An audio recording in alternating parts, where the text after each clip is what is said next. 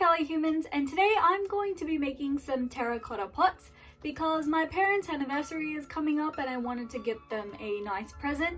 And I usually make my presents for my parents because I feel like that adds more meaning to it. And I thought about getting them terracotta pots because I saw this video once that you can make like faux terracotta pots, which I thought was really fun. And also because my mum is obsessed with terracotta, obsessed with terracotta figurines, terracotta pots, terracotta cooking pots, anything terracotta, she loves. My dad is also a fan, though not as big as my mum, but again, it's kind of hard to outdo my mum in this field. But I just thought that this would be a gift they would like, and perhaps it would have more practical use than something else that I could get them. So let's get into it. So I had some old pasta jars lying around and I just half-heartedly peeled off the labeling of them and then I put them onto my workspace. This is actually a chunk of an old terracotta pot that just broke recently, and I'm just using this for color matching. And according to the video I watched, you want to add some baking powder into the paint to give it an overall clay kind of look. Also, I recorded this the day after I got my second COVID jab, and I had a really bad fever and I was kind of delirious, so please take this first batch of mixing with a light-hearted approach. I wasn't really feeling myself and I couldn't really tell what colors would make what, so maybe initially mixing more red and blue together probably resulted in a more purple finish than a brown finish, but that's alright.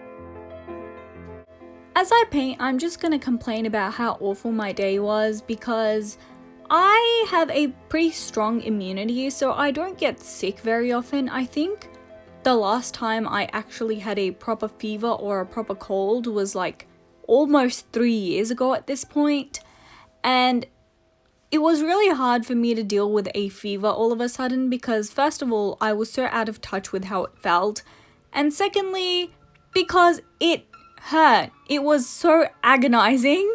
Like each one of my joints were just like aching.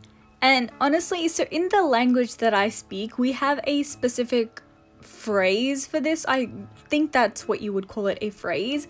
And it goes like, my body is breaking, which basically describes the feeling you get when you get a fever. And that's exactly how I would choose to describe it in any language. After the first coat, I let it dry, but it dried down a little bit darker than I anticipated, so I whipped up a lighter batch of the same color, and I started going over the jars with that color.